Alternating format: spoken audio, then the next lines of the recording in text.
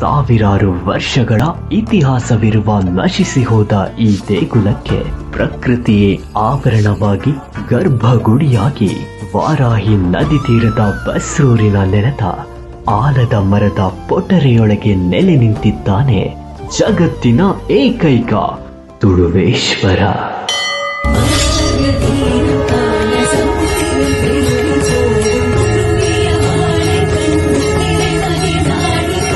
ಸಹಸ್ರಾರು ವರ್ಷಗಳ ಇತಿಹಾಸವಿರುವ ನಮ್ಮ ಪುರಾತನ ಕಾಲದ ಅಖಂಡ ತುಳುನಾಡಿನ ಕಲೆ, ಜನಪದ ಸಂಸ್ಕೃತಿ, ಆಚಾರ ವಿಚಾರಗಳನ್ನು ಒಳಗೊಂಡ ಹಾಗೂ ತುಳುನಾಡಿನ ಪೂರ್ವ ಪರಂಪರೆಗಳು ಯಾವುದೇ ಕಾರಣಕ್ಕೂ ನಶಿಸಿ ಹೋಗಬಾರದು ಎಂಬ ಧ್ಯೇಯ ವಾಕ್ಯದೊಂದಿಗೆ ತುಳು ವರ್ಲ್ಡ್ ಫೌಂಡೇಶನ್ ಮತ್ತು ತುಳುವೆರೆ ಆಯನಕೂಟಗಳು ಕಾರ್ಯಾಚರಿಸಿದ್ದು ಅಕ್ಟೋಬರ್ 6ರಿಂದ 11ರವರೆಗೆ ಶ್ರೀ ಕ್ಷೇತ್ರ ತುಳುವೇಶ್ವರನ ಜೀರ್ಣೋದ್ಧಾರದ ಕುರಿತು ಅಷ್ಟಮಂಗಲ ಪ್ರಶ್ನೆ ಚಿಂತನೆ ನಡೆಯಲಿದೆ.